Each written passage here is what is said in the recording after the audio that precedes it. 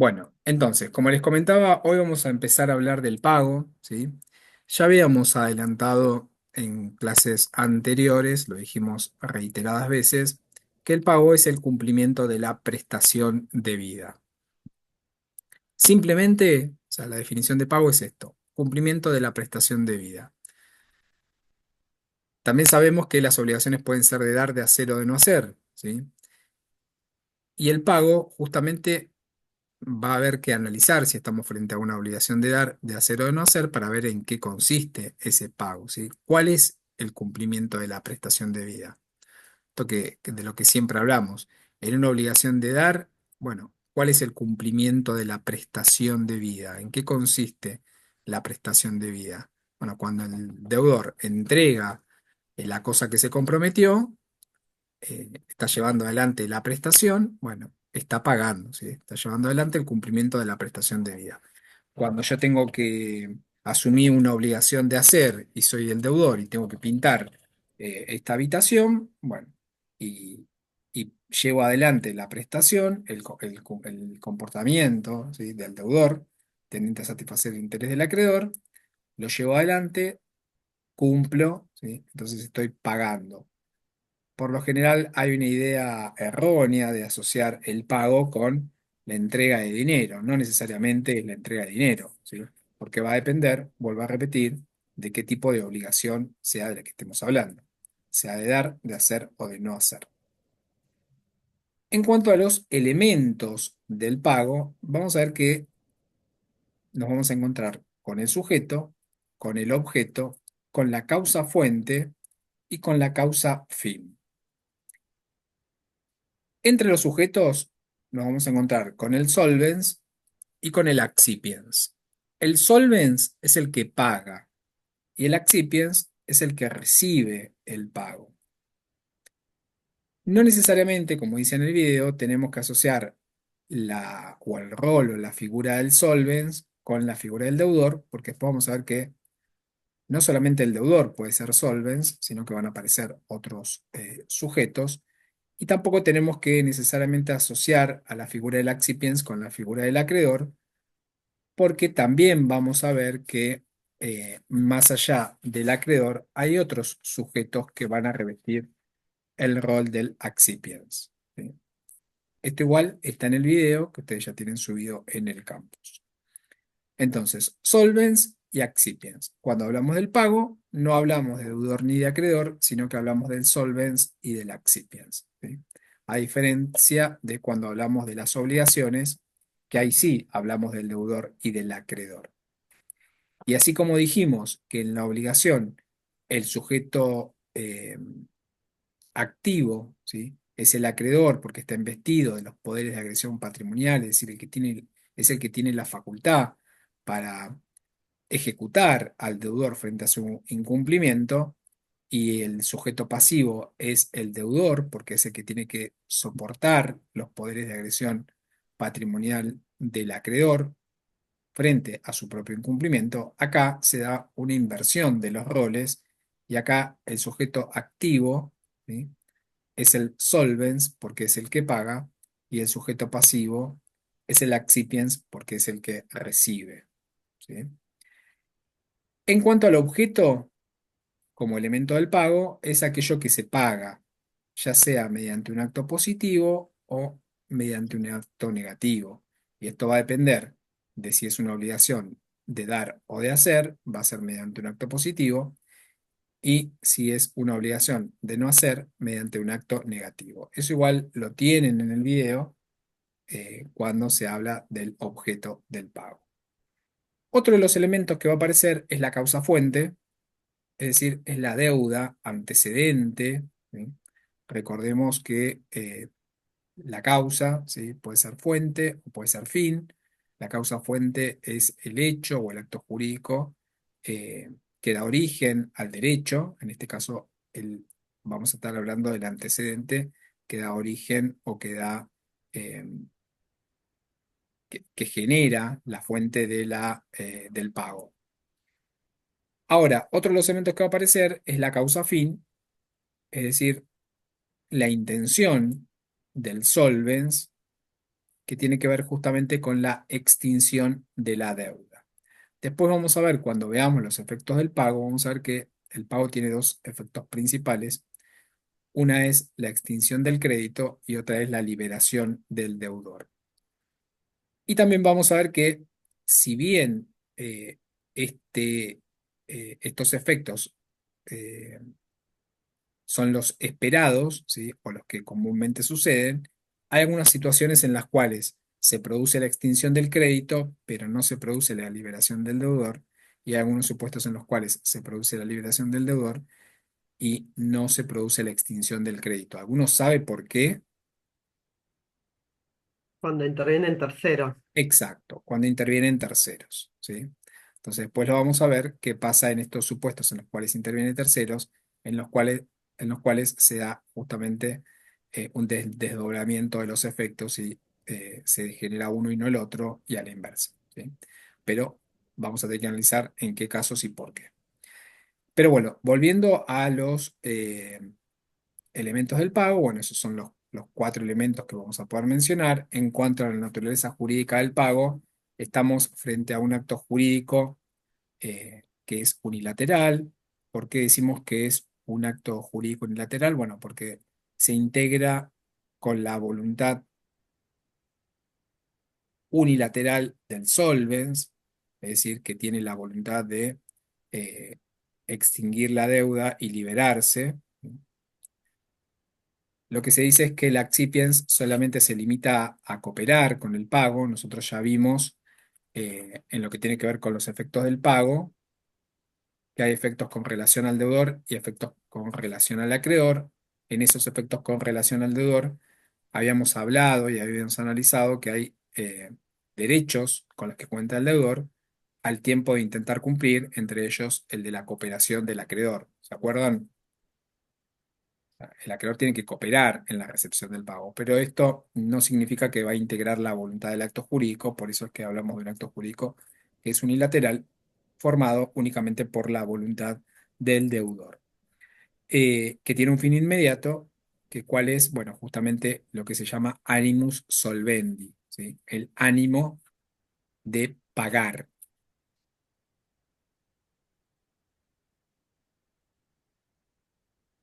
Bien, entonces, vamos a comenzar analizando los sujetos y después lo vamos a empalmar con la clase que ustedes ya tienen subida en el campus.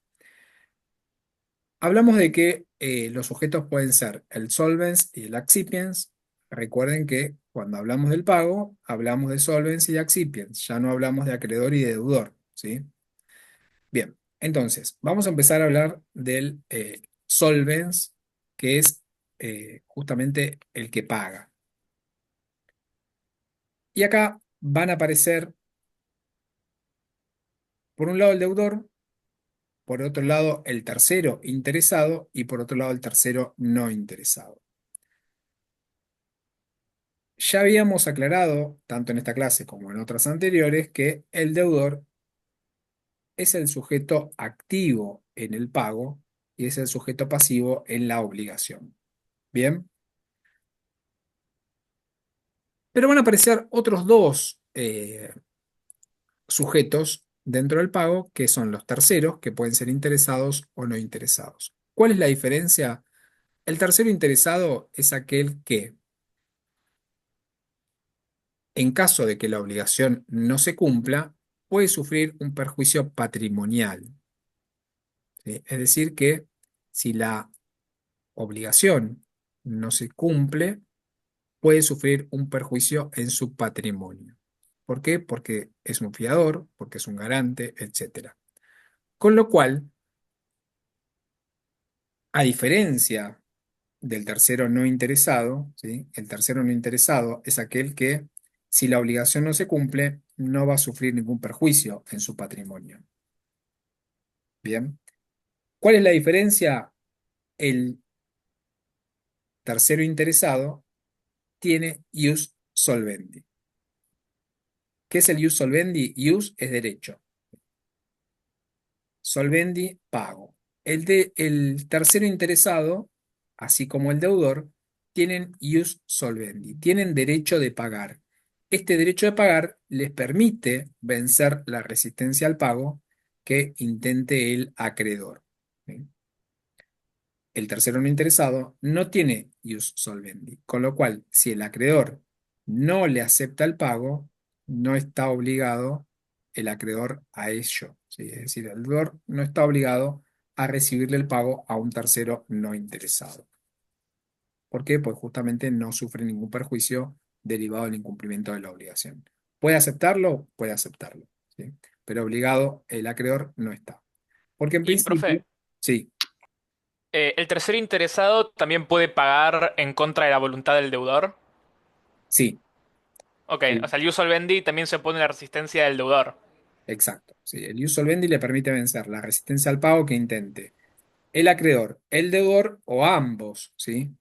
¿Por qué? Porque justamente lo que se busca es evitar que haya una connivencia entre el acreedor y el deudor para perjudicar a este tercero, ¿sí? Porque puede haber sucedido que el deudor y el acreedor se pongan de acuerdo en oponerse a que el tercero interesado lleve adelante el pago y eh, como ofreció una garantía real, eh, afianzando una obligación, bueno, su propiedad termine siendo ejecutada y ellos obtengan un provecho económico de esa situación, con lo cual les permite vencer la resistencia de ambos, inclusive. ¿Sí?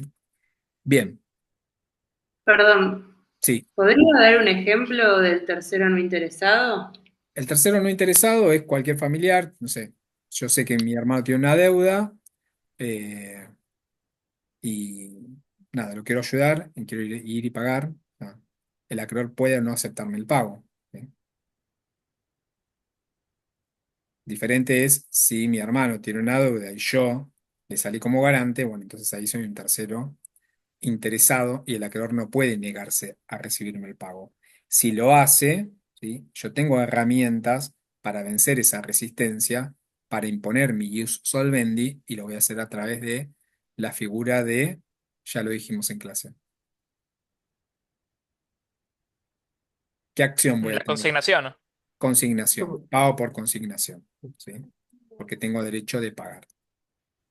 Bien, Profesor, sí. también puede ser un no interesado aquellos que compran la deuda para después lucrar con el interés del primer deudor, ¿o eso es ilegal? Compran la deuda.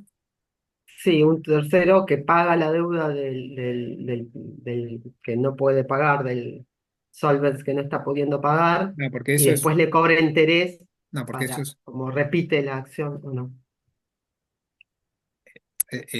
a ver si entiendo lo que vos querés preguntar. Eso es una cesión, ¿sí? De deuda.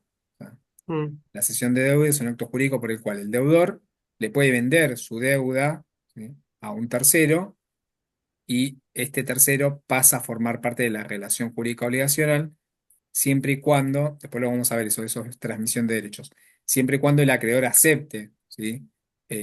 Extinguir la deuda respecto del deudor originario y hacerla nacer en cabeza del nuevo deudor. Si no lo acepta, o sea, si no presta el consentimiento con carácter expreso, ambos van a ser codeudores, pero en la ejecución de la deuda, el acreedor tiene que eh, ejecutar primero al nuevo deudor, por decirlo de alguna manera. ah, Igual después lo vamos a ver cuando ente- veamos medios de transmisión. Pero funciona así. Lo mismo que el crédito, yo puedo vender un crédito que tengo y ahí no necesito el consentimiento del deudor, porque al deudor le es indistinto si le paga Pedro o si le paga Juan. ¿Sí? Lo importante es que se lleve adelante un acto jurídico que es la notificación, que se ponga en conocimiento del deudor que a partir de ahora que se lleva adelante una sesión del crédito y que a partir de ahora el nuevo acreedor es otro. ¿Sí? Bien, entonces, Mira, profe, sí. sin la notificación como que no tiene peso de nada, ¿o no? En ese caso, si no hay notificación, lo que va a suceder es que el deudor puede pagar al acreedor originario y de esa manera se va a liberar. ¿Sí? Claro. Porque para él, su acreedor es su acreedor. ¿Sí? Si yo como acreedor no pongo en conocimiento de que he llevado una cesión del crédito, él no tiene por qué saberlo. Claro. Bien. Entonces, volvemos a los sujetos del pago. Bueno, ya dijimos quiénes son. Tienen que tener capacidad de hecho, que puede ser suplida por medio de representante, pero además tienen que tener la legitimación respecto del objeto, ¿sí? En el caso de que estemos hablando de una obligación de dar y que el pago consista justamente en la entrega de una cosa. Después cuando veamos, eh, o en realidad en el video, yo creo que sí está, cuando se habla del objeto, hay algunos requisitos que se tienen que cumplir con relación al objeto del pago. Ellos tienen que ver con la propiedad de la cosa con la que se paga. Otro de los requisitos tiene que ver con la disponibilidad, ¿sí? Es decir, esa cosa no puede estar embargada eh, por otro acreedor. Y va a aparecer otro de los requisitos que tiene que ver justamente con que no tiene que haber fraude de los acreedores. Es decir, que la entrega de esa cosa no se lleve adelante en fraude de otros acreedores. Porque en ese caso, el acto ¿cómo es? ¿Se acuerdan de elementos de las obligaciones? Es nulo. No es nulo. No, no, no. Es ilícito. Es inoponible al Es, acreedor. es inoponible al acreedor accionante. Muy bien, Santiago. Es inoponible al acreedor accionante la figura del fraude, ¿sí? También llamada la acción de revocatoria pauliana, o de inoponibilidad, se denomina hoy en el Código Civil y Comercial. El efecto que genera es que el acto es inoponible al acreedor accionante. Esto quiere decir que es válido entre las partes, pero inoponible al acreedor accionante. Después vamos a ver también esto de que en realidad el deudor tiene la libre administración de los bienes que se encuentran en su patrimonio, y el patrimonio es la garantía común de los acreedores. ¿Qué quiere decir esto? Que el deudor puede realizar actos de disposición siempre y cuando no los lleve adelante en perjuicio de sus acreedores. Ahora, cuando el deudor realiza actos que son reales, ¿sí? Pero que generan o agravan su insolvencia, actos reales que generan o agravan su insolvencia, eh, si se dan los requisitos para que proceda la acción de fraude o acción de inoponibilidad, bueno, el acreedor, ¿sí? Que se vea perjudicado puede llevar adelante esta acción de fraude o de inoponibilidad, y lo que va a obtener, ¿sí? Vuelvo a repetir, siempre y cuando se den los requisitos, se tienen que dar algunos requisitos como que el crédito sea de fecha anterior al acto impugnado, que ese acto genere o agrave la insolvencia del deudor, y que el tercero sea cómplice en el fraude, es decir, que el tercero que negocia con el deudor tiene que saber que el deudor era insolvente o que con ese acto se generaba la insolvencia o entraba en un estado de insolvencia. Y en ese caso, bueno, ¿qué es lo que le va a permitir esta acción de fraude al acreedor que acciona? Bueno, le va a permitir atacar la cosa en el patrimonio de quien se encuentre en ese momento, ¿sí? Pero no para que la cosa vuelva al patrimonio del deudor, ¿sí? Sino que la va a poder ejecutar en cabeza de quien esté. Es decir, si yo soy el deudor y tengo un acreedor que es Pedro y le vendo eh, esa cosa en fraude a Federico, y Federico participa, es cómplice en el fraude, eh, y hablamos de actos que son onerosos, ¿sí? Y de créditos, mi acreedor tiene un crédito de fecha anterior a este acto, por el cual yo transmito esa cosa a cabeza de Federico. Bueno, lo que va a pasar es que mi acreedor va a poder ejecutar esa cosa en cabeza de Federico, pero el acto llevado a cabo entre la persona de Federico y mi persona es válido, ¿sí? Es válido entre partes, pero le es inoponible a ese acreedor accionante. ¿Qué quiere decir esto? Que si después de ejecutar ese bien queda un remanente, este remanente va a quedar en cabeza de Federico porque este acto, ¿sí?, fue y es válido entre las partes, pero le es inoponible al acreedor accionante. ¿Se entiende? No. Díganme si no, ¿eh? Igual es un tema Medio de, complicado, profe. bueno, igual es un tema Me enroscó ahí. de elementos de derecho civil, ¿sí? Eh, Cuando vieron los vicios de los actos jurídicos, o sea, tienen que haber visto eh, lesión, simulación y fraude. Ah, sí, sí, en fraude, sí. La compra y venta, por ejemplo, de un bien. Creo que algo de eso explicaron como comprar una moto o algo así. Claro, la importancia en lo que tiene que ver con los efectos, ¿sí?, es que en la acción de fraude eh, lo que se va a generar es la inoponibilidad del acto. Quiere decir que el acto es válido entre partes, pero inoponible a ese acreedor que llevó adelante la acción. A diferencia de otras acciones, como la de la simulación o de la lesión, que el acto puede ser declarado nulo, ¿sí? Con lo cual, eh, la diferencia va a estar dada en que el efecto que va a generar la nulidad es volver las cosas a su estado anterior con efecto retroactivo. Con lo cual, si es declarado nulo, esa cosa vuelve al patrimonio del deudor para que el acreedor la pueda ejecutar. Pero en este caso no va a suceder eso, sino que la cosa va a quedar en cabeza del tercero, eh, pero va a tener que soportar la ejecución por parte eh, del acreedor, ¿sí? Y recuerden lo que dijimos la clase pasada, en la clase virtual, que el límite de todas estas acciones es el tercer subadquirente de buena fe y a título oneroso. Quiere decir esto que si Federico vendiese, ¿sí?, a un tercero que es de buena fe y a título oneroso porque paga el precio, bueno, hasta ese tercero no podría llegar mi acreedor para ejecutar esa cosa que salió fraudulentamente de mi patrimonio. El límite va a ser Federico, que es el que participó de la acción de fraude o de la acción fraudulenta. ¿Estamos bien? Bien, continuamos. Entonces, Profe, eso, perdone, tengo acá fraude en el artículo 338, pero para seguirlo, lo de sí. los pagos, también por estas, lo, lo continúo desde acá o pagos en qué artículo lo podemos ver, como para continuar también con lectura, aparte del video. No entiendo la pregunta.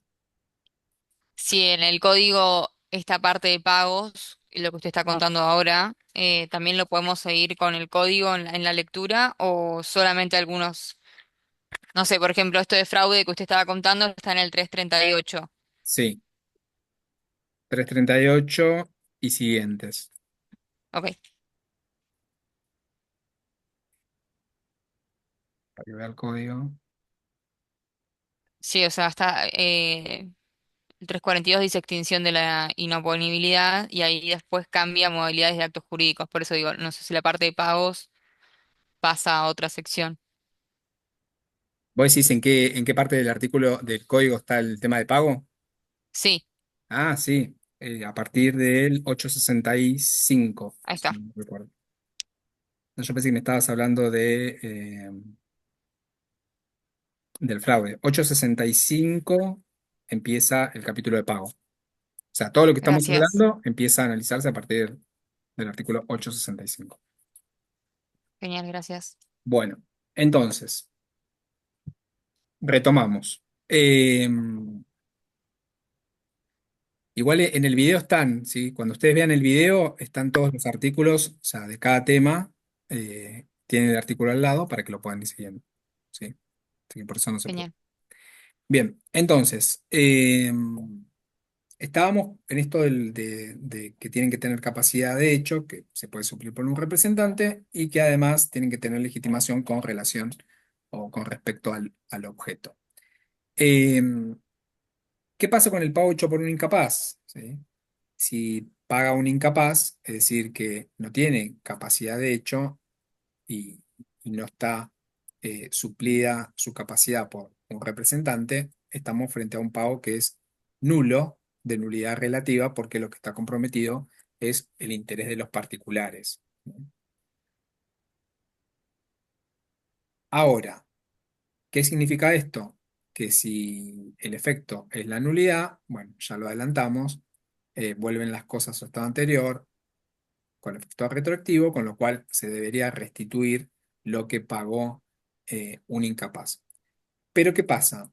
Si el que pagó era realmente un deudor, se va a generar un modo de extinción que es la neutralización por compensación legal. Neutralización por compensación legal.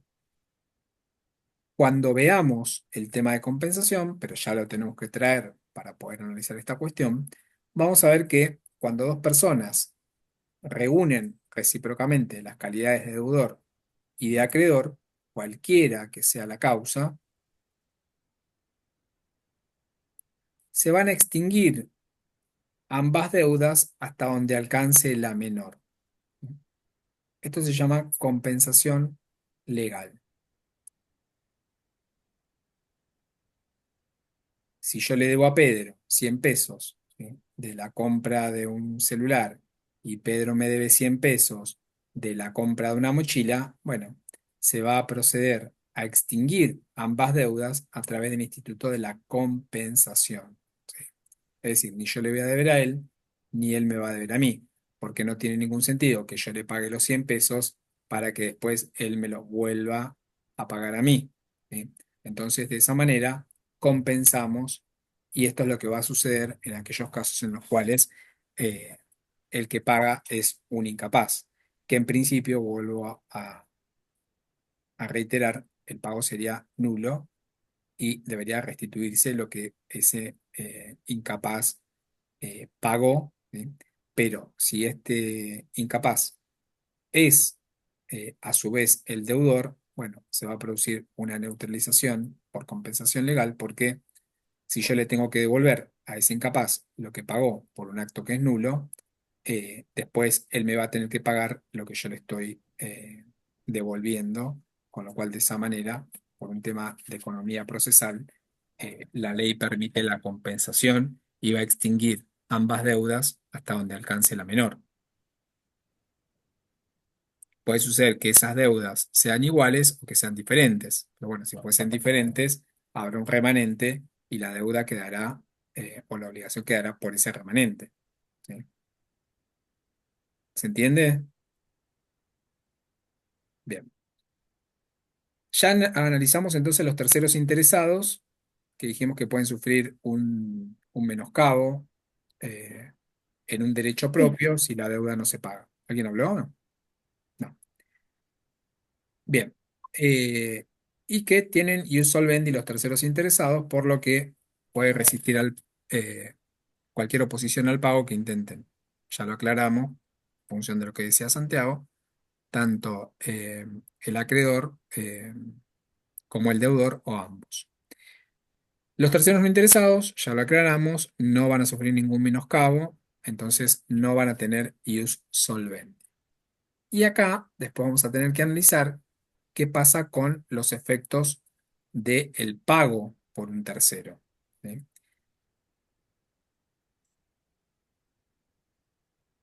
Y se va a dar esta situación que habíamos adelantado del desdoblamiento del efecto del pago. Dijimos que los efectos principales del pago son la extinción del crédito y la liberación del deudor.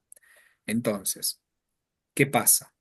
Cuando paga, ¿sí?, un tercero, lo que va a suceder es que se extingue el crédito, pero no se libera el deudor, porque el deudor ahora va a continuar obligado hacia ese tercero que pagó la deuda del deudor. ¿Se entiende? No. Dígame si no, ¿eh? ¿Sí? Los efectos principales del pago son, si el deudor le paga a su acreedor, bueno, extingue el crédito, ¿sí?, porque el interés del acreedor es satisfecho, se extingue. y el deudor queda liberado. ¿Sí? Hasta ahí estamos. Ahora, cuando paga un tercero, puede ser interesado o no interesado, lo que va a suceder es que el crédito se va a extinguir porque el interés del acreedor va a desaparecer, pero el deudor originario, no va a quedar liberado. ¿Por qué? Porque ahora va a quedar obligado hacia ese tercero que pagó la deuda, ¿sí? Y entonces vamos a tener que ver cómo funciona esta relación interna entre el deudor y el tercero, ¿sí? Entonces, Esto podría ser un ejemplo, no sé, con gastos con tarjeta de crédito. O sea, yo te compro algo a vos, te compro con tarjeta de crédito, con vos ya finalicé mi contrato, ¿no? O sea, no te debo nada porque a vos indiscutiblemente ya te lo pagué, pero ahora le estoy debiendo al banco. ¿Podría ser así? podría ser un ejemplo. ¿Sí? Eh, entonces, ¿cómo funcionan estas relaciones con los terceros? ¿Sí? Puede ser que ese pago sea con consentimiento del deudor, puede ser que ese pago sea en contra de la voluntad del deudor, o puede ser que ese pago sea en ignorancia de la voluntad del deudor. ¿Sí? Tres supuestos que se pueden llegar a dar. Pago Profe, en con- este caso no podría ser que si se paga esa deuda porque la persona es menor de edad también y tendría que hacerse cargo el mayor de edad por ponerle que un chico haya usado las tarjetas y que ese no puede pagar y tiene que hacerse cargo como dice, un tercero, que son los padres o... No, porque acá hablamos de que asumió una obligación, ¿sí? En carácter de deudor. En ese caso hablamos de un hecho ilícito. Si un menor utiliza una tarjeta de crédito de su papá, estamos frente a un hecho ilícito, ¿sí? Entonces tendríamos que ver si tiene discernimiento, si no tiene discernimiento, ya es un tema de responsabilidad, y ahí lo que va a generar es una responsabilidad directa o indirecta, con lo cual los padres son responsables indirectos por los daños causados por sus hijos. Ellos son responsables, ¿sí? Son deudores. Acá hablamos del típico, para que ustedes lo grafiquen. Asumo una deuda, ¿sí? Y, y le pido a alguien que me salga de garante, ¿sí? Para afianzar esa deuda. El típico del contrato de alquiler, ¿sí? Eh, bueno, quiero llevar adelante un contrato de alquiler y necesito un garante, porque si no, no me van a alquilar. Bueno, este garante va a garantizar el pago, ¿sí? Entonces, este garante es un tercero interesado porque pone su patrimonio o pone una propiedad que tiene en garantía o pone su recibo de sueldo. Supongamos que el dueño de la propiedad me acepta que el garante garantice porque trabaja, no sé, en un lugar, en un empleo público, que garantice con su recibo de sueldo el pago o los daños que pueda llegar a generar o cualquier incumplimiento. Bueno, entonces acá lo que va a pasar es que eh, ese tercero es interesado en el sentido de que si el deudor, que sería yo, no pagó el alquiler, se lo van a reclamar a él, ¿sí? Y él puede ver afectado su sueldo con un embargo o su propiedad que también la puso como garantía. ¿Se entiende? Profe. Y ahí puede iniciar acciones legales como si fuera un acreedor contra el deudor original, el garante, Bien. ponele. Y ahí vamos a ver cómo funcionan en la relación con el tercero las acciones con las que cuenta este tercero que pagó, ¿sí? Por eso es que eh, vamos a diferenciar esto. Si pagó con el asentimiento, es decir, que el deudor le pide, ¿sí? Que pague, lo manda a pagar, ¿sí? Ahí tenemos que ver si este tercero que paga lo hace en carácter de mandante, ¿sí? Porque hay un acto constitutivo de la representación que se traduce en un mandato. Si actúa como mandante, bueno, la acción con la que va a contar es la acción de mandato, ¿sí? Esta acción de mandato lo que le va a permitir al tercero es recuperar no solamente lo que pagó, la deuda del deudor, sino los intereses que se generen hasta que él efectivamente obtenga eso que pagó, ¿sí? Si yo soy mandante porque eh, el deudor me manda a mí a que pague una deuda de 300 pesos y yo termino logrando que me la pague dentro de un año, bueno, le voy a poder cobrar esos 300 pesos más los intereses que se hayan generado desde el momento del desembolso hasta el momento del efectivo pago hacia mi persona. ¿Se entiende? Perdón, ¿puedo repetir que se me cortó la señal? Sí, No lo escuché. repito. Si el tercero paga con el asentimiento del deudor, ¿sí? Puede ser que lo haga a través o utilice la figura del mandato, ¿sí? Que diga, bueno, esta persona me mandó, me invistió para que yo actúe en nombre de representación de él y pague, ¿sí? Por supuesto que tiene que haber un acto constitutivo de la representación, ¿sí? Tiene que haber un mandato, un poder, lo que fuese. Entonces, ¿cuál es la acción? Es la acción de mandato, la que va a poder utilizar el tercero para cobrarle al deudor lo que pagó por la deuda del deudor. Hasta ahí estamos, ¿sí? ¿Qué le va a permitir esta acción de mandato? Cobrar los intereses que se han generado desde el momento en que él llevó adelante el pago o desembolsó el pago hasta que efectivamente logra percibir del deudor lo que pagó eh, en función de la deuda del deudor. Lo que decía es, si yo soy el mandatario, ¿sí? de un deudor que me manda a pagar, ¿sí? Él es mi mandante, me manda a pagar 300 pesos y después logro que me pague, pero pasa un año desde el momento que yo desembolsé esos 300 pesos, bueno, voy a tener a través de la acción de mandato eh, la opción, en realidad no la opción, voy a tener la ventaja, ¿sí? de acumular a lo que pague los intereses que se hayan generado hasta que efectivamente él me termine pagando a mí, ¿sí? Por eso es que decía que cuando suceden estas situaciones que paga un tercero, el deudor no se libera porque ahora queda obligado hacia este tercero, ¿sí?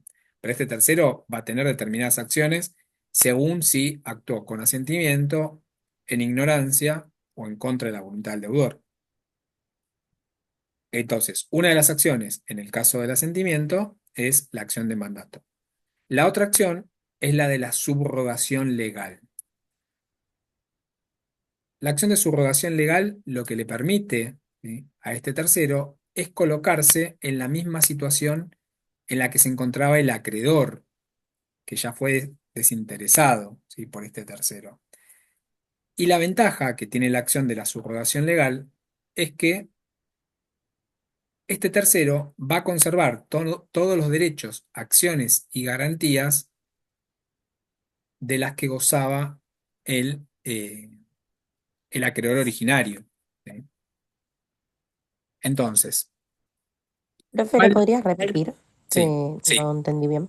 sí, la acción de subrogación lo que le va a permitir la de subrogación legal, es colocarse en el mismo lugar en el que se encontraba el acreedor originario al que él mismo desinteresó, ¿sí? ¿Y esto qué quiere decir? Que todos los derechos, acciones y garantías que tenía ese acreedor pasan a la persona de este tercero. Con lo cual, si había una garantía porque se había dado un bien en garantía o se había financiado con un bien, bueno, él también va a gozar de esa garantía. ¿Qué pasa? Vamos a tener que analizar en cada caso puntual cuál de estas dos acciones es la más conveniente, si la de mandato o la de subrogación legal. Si uno lo que quiere es cobrar los intereses, va a tener que ir por la acción de mandato. Si uno lo que quiere es valerse de las garantías del antiguo acreedor, va a tener que ir por la acción de eh, subrogación legal, ¿sí? ¿Y qué es lo que va a Y una pasar? pregunta, Sí. en el caso de la acción de mandato, ¿qué determina los intereses que puede cobrar el tercero, que pasaría a ser un nuevo acreedor? ¿Qué determinan los intereses? ¿A qué te referís? ¿Cómo se aplican los Claro, intereses? o cómo se calculan, o sea, cómo puede cobrar los intereses, cómo se sabe cuándo tiene que pagar de intereses el deudor. No Eh, sé si tiene sentido esa pregunta. Vos decís cuánto o cómo. ¿Cómo? O sea, es decir, al momento del efectivo pago, ¿sí? El juez lo que va a hacer es mandar a practicar una liquidación en función de los intereses que se determinen judicialmente o legalmente si han sido convenidos en un contrato. Pero si no, el juez mandará a aplicar una tasa de interés y dirá, bueno, la tasa de interés que corresponde aplicar en este caso es tanto y uno practica Ah, al o momento sea, la de... cantidad la establece el juez, Exacto. establece la tasa En de interés. un Ok. proceso judicial, sí. Sí, es como sucede con la acción de daños y perjuicios. ¿Sí? El juez lo que va a decir, no sé si ustedes saben, pero eh, es decir, los intereses que se generan eh, se establece judicialmente. El juez va a decir, bueno, con relación, en realidad hoy, ¿sí? Con lo que tiene que ver con los daños y perjuicios, se aplica la tasa activa. ¿Sí? Hay diferentes tasas, la tasa activa, la tasa pasiva. Pero la tasa activa es la más alta, entonces, bueno, el juez en su sentencia va a decir, en lo que tiene que ver con la aplicación de los intereses, corresponde aplicar la tasa activa por eh, determinados plenarios que rigen en determinadas materias, y ¿saben lo que son plenarios? ¿No? Los plenarios son, ¿cómo les puedo explicar?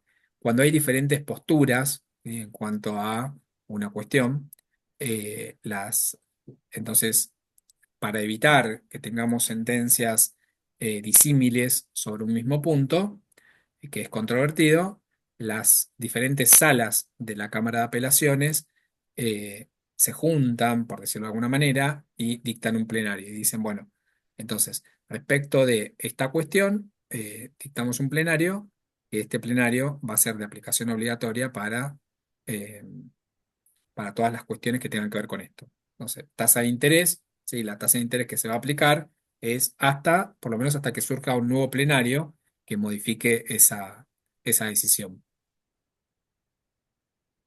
Pero es sí o sí los plenarios eso, porque y si está aclarado en ponen en contrato los intereses, no se puede tomar eso. Bueno, ahí en ese caso, salvo, o sea, el juez va a fijar un interés siempre y cuando no haya sido fijado por las partes en un contrato, ¿sí?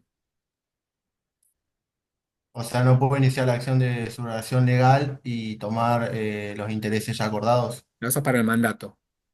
Ah, Para el mandato, si vos perseguís la aplicación de los intereses. La de la subrogación lo que te va a permitir es valerte de las garantías porque te ponen en el mismo lugar del antiguo acreedor. claro, te asegura las garantías del acreedor original, sí o Exacto, sí. exacto. Perdón que no puedo tener la cámara prendida, profe, no me anda. No pasa nada. Igual dice Daniela tu... Sí, tengo que cambiar la cuenta. Por eso es que si la deuda estaba prescripta o era nula, ¿sí? Eh, y el deudor me mandó a pagar, ¿qué va a pasar? A través de la acción de mandato, yo voy a poder recuperar lo que pagué, porque a mí no me importa si era nula o si estaba prescripta. Él me mandó a pagar, ¿sí? Ahora, eh, si yo voy por la acción de la subrogación legal y, y la acción era nula o estaba prescripta, ¿qué va a pasar? ¿Qué les parece? Ya no tiene forma de exigir ¿Por el qué? pago, ¿Por qué? porque la obligación pasa a ser nomás moral al haber prescripto. No, no importa, pero en otro caso también. El que paga mal paga dos veces. ¿No? Sí. Vuelvo a la pregunta, ¿sí? Yo mando a Graciela a que, a través de un acto constitutivo de la representación, a través del mandato, a que pague una deuda mía que está prescripta. Graciela Ya va no y existe esa paga, deuda, ¿eh? ya no existe esa deuda. Y entonces, si la paga a través del mandato, no importa que no exista, yo la mandé, ¿sí?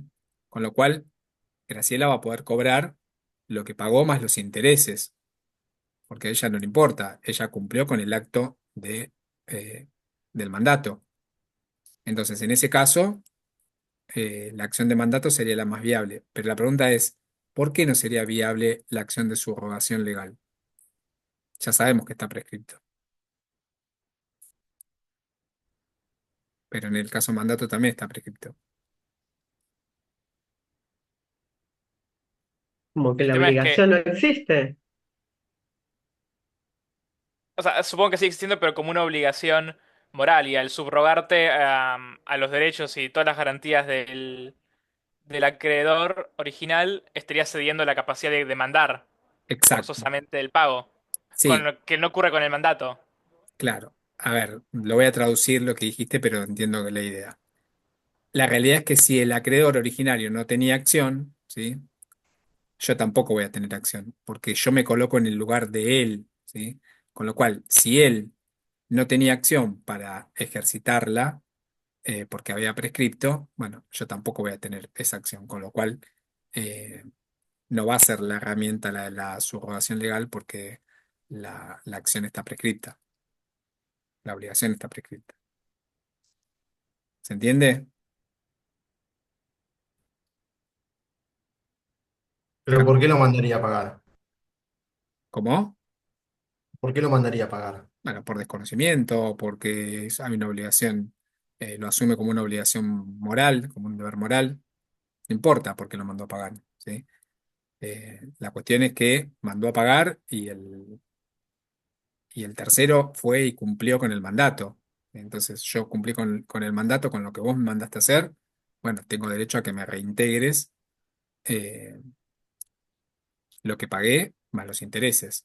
Ahora, si yo me quisiese subrogar en los derechos del antiguo acreedor, lo que me va a pasar es que no tengo acción, porque si no la tenía el anterior, yo tampoco la voy a tener. Pero justamente en esto consiste la subrogación. Me coloco en el lugar del anterior, ¿sí? Todos los derechos que él tenía los voy a tener, todas las garantías que él tenía las voy a tener, pero si no tenía derecho porque no había acción, tampoco la voy a tener yo. Por eso es que les digo, va a haber que ver en cada caso puntual si me conviene ir por la acción de mandato o por la acción de subrogación legal, en los casos en los que llevo adelante el pago como tercero con asentimiento del deudor. ¿Se entiende?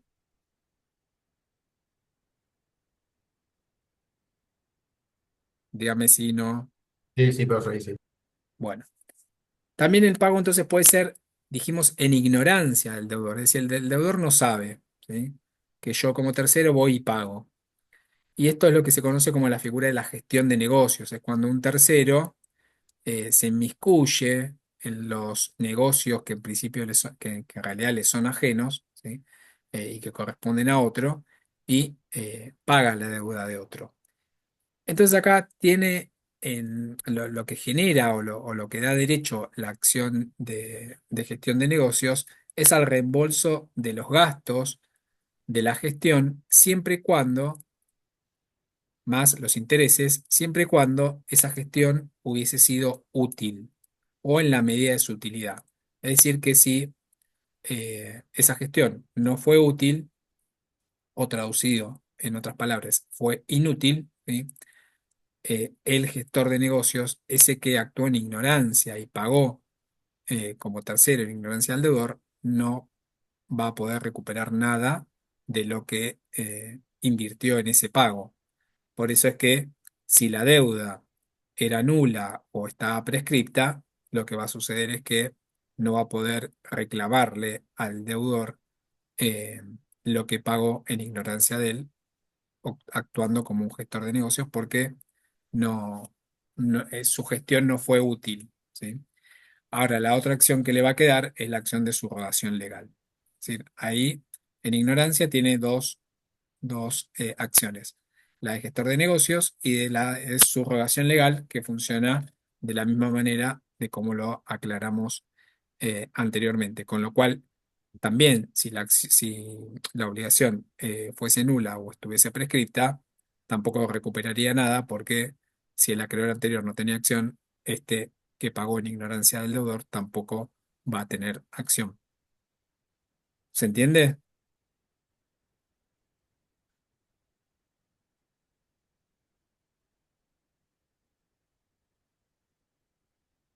¿Vamos bien? Dígame si no, volvemos, lo repetimos. Sí, profe, por mi parte entendí. Perfecto. Bien. La otra situación que se puede plantear es que el pago sea en contra de la voluntad del deudor. Es decir, que este tercero que paga, paga en contra de la voluntad del deudor. Y acá la única acción que va a tener es la acción de enriquecimiento sin causa. ¿Sí? Enriquecimiento sin causa, es decir, va a poder reclamar porque esta acción, después ya la vamos a ver en qué consiste, pero básicamente tiene su fundamento en que el deudor, ¿sí? eh, termina obteniendo un enriquecimiento sin causa porque se pagó una deuda que formaba parte de su, o que podía formar parte de un, no me sale el término, pero de un perjuicio a su patrimonio. Eso es lo que quería decir. Entonces, acción de enriquecimiento sin causa. Acá, eh, si el tercero que paga es un tercero interesado, ¿sí? Si el solvens que paga es un tercero interesado, además va a tener la acción de subrogación legal. Es decir, va a tener o la de enriquecimiento sin causa o la de la subrogación legal. Recordemos que en los casos en que se paga en contra de la voluntad del deudor, el único que puede pagar en contra de la voluntad del deudor eh, es el tercero interesado, ¿sí? Porque el tercero no interesado, eh, si bien puede pagar el tercero no interesado, puede pagar siempre y cuando el acreedor le acepte el pago, ¿sí? ¿Se entiende? No entendí, profe, en qué consiste la acción de enriquecimiento sin causa. La acción de Tipo, ¿por qué enriquecimiento es sin causa? sin causa lo que busca es que no haya una mejora en el patrimonio del deudor, ¿sí? Pagándole una deuda que formaba parte de su haber, ¿sí? Es decir, él tenía una deuda y yo se la saqué de su haber, eh, entonces de alguna manera él tiene un enriquecimiento, ¿sí? Él tiene una causa. Sí, y eso le da... Le y eso permite, qué derecho le da al tercero? O sea, ¿puede también reclamar ese enriquecimiento sin causa del deudor? puede reclamar lo que pagó, ¿sí? O que en Ujú. la medida de que es de lo que genera un enriquecimiento en cabeza del deudor que sea sin causa. Es decir, lo que va a poder reclamar es lo que pagó, ¿sí? No los intereses. Ah, ok. Profe, habías dicho que el tercer interesado es el único que paga sin la voluntad del acreedor. Pará, a ver, Romina dice, hay una persona que quiere, está esperando que la admita de Y nuevo, una compañera que se desconectó, se le pero no me desconectó y aparece está acá. María Sol Quevedo, lo mandó me lo mandó particularmente a mí. Ah, no A me ver, aparece que vuelva a pedir la, no me aparece acá. ok. ¿Cuál es la pregunta? ¿Quién me preguntó? Sí, si el tercer interesado es el único que paga sin la voluntad del acreedor o como lo habías mencionado. No, lo que dije es que el tercero interesado puede pagar en contra de la voluntad eh, del deudor y del acreedor, ¿sí? ¿Por qué? Porque tiene ius solvendi. Con lo cual, si paga un tercero interesado, ¿sí? En contra de la voluntad del deudor, tiene también la acción de subrogación legal. ¿Y en qué caso sería más conveniente hacer la acción de enriquecimiento sin causa sobre la acción de subrogación legal? Y depende, vuelvo a lo mismo, si la deuda está prescripta, ¿sí? Bueno, la subrogación no te va a generar al tercero eh, no va a poder recuperar nada, porque terminó pagando una deuda en la cual no había acción, ¿sí?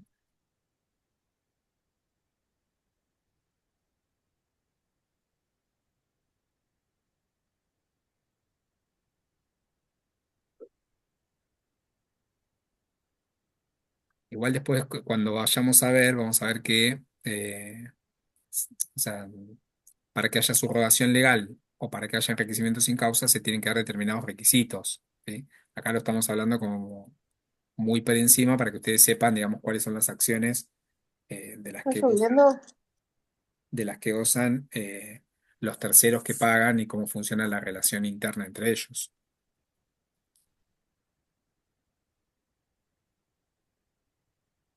Porque siempre lo que más conviene es eso.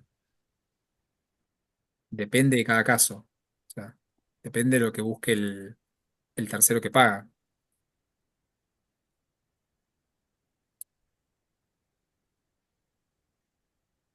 Bien. ¿Alguna duda?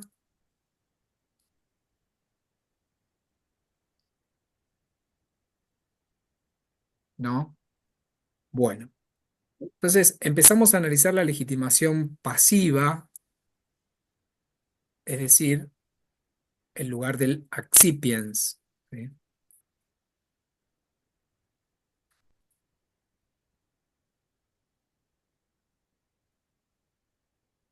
Y para eso ya tienen el video donde se empieza a hablar de los sujetos eh, que van a formar parte de los accipiens. ¿Sí? Recordemos que acá va a aparecer el acreedor, los representantes, ¿sí? Y los terceros habilitados para recibir el pago. De esto, cuéntenme, ¿vieron el video?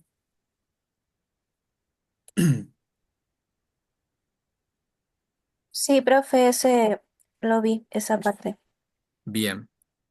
Y, ¿Alguna profe, duda? los acreedores aparentes, o sea, los que parecen ser acreedores pero en realidad no lo son, Sí. ¿cuentan como un tipo de accipiens? ¿Son accipiens? Sí. Mm. Y cuando se le paga a un acreedor aparente, no se extingue el crédito, pero el deudor sí se libera. Siempre y cuando el deudor haya obrado de buena fe y haya Claro, habido, se tienen que dar los dos requisitos, que haya habido buena fe y que haya sido producto de un error que sea excusable, es decir, que haya habido, eh, eh, que no haya habido, digamos, una razón para errar, ¿sí? Por eso es sí. que ahí se cita en el video la figura de los herederos aparentes. No sé si ustedes saben, pero en los procesos sucesorios, frente a la muerte de una persona, esto ya lo dijimos, continúan eh, los herederos, la persona del causante, con lo cual, si el que fallece era acreedor, los herederos serán acreedores. ¿Qué pasa? En el proceso sucesorio, en la primera, tiene dos etapas el proceso sucesorio. La primera etapa es lo que se llama DH o declaratoria de herederos, ¿sí?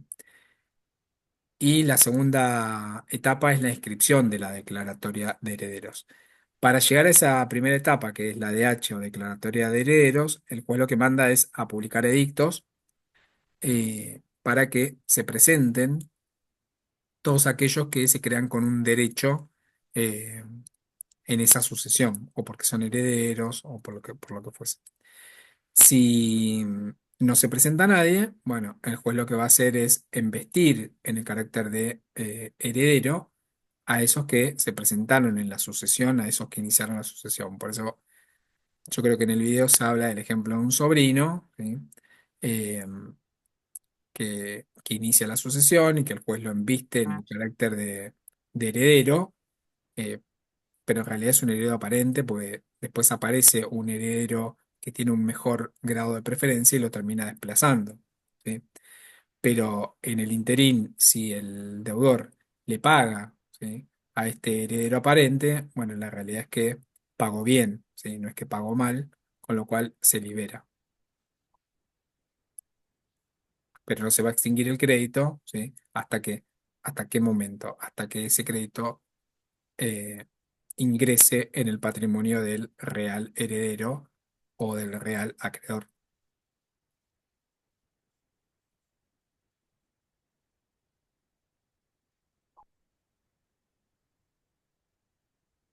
¿Está bien?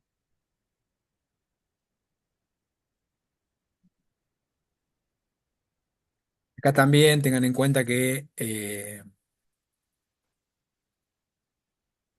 el pago hecho a un incapaz, ¿sí? También se necesita capacidad de hecho para hacer un accipiens y que en el caso de que el pago sea hecho a un incapaz, no por un incapaz como en el caso anterior, también es nulo de nulidad relativa, salvo que ese pago se hubiese convertido en utilidad para este excipiens, porque, por ejemplo, lo destinó a su alimento y en este caso el pago va a ser válido.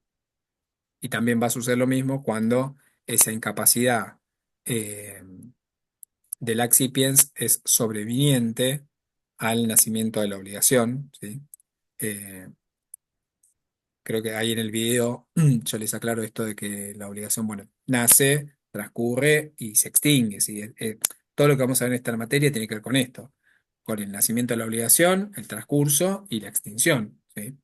Eh, bueno, en esa línea de tiempo puede suceder que eh, ambos sujetos comenzaron siendo capaces y alguno de ellos se incapacitó, ¿sí? Por cualquier causa, ¿sí? No sé, tuvo una enfermedad mental, tuvo un accidente cerebrovascular, lo que fuese. Bueno, eh, la realidad es que cuando esa incapacidad es sobreviniente y el deudor la desconoce, bueno, si el deudor paga, eh, ese pago va a ser válido. ¿Ok? Igual eso me parece que en el video está claro, no les va a generar demasiadas dudas.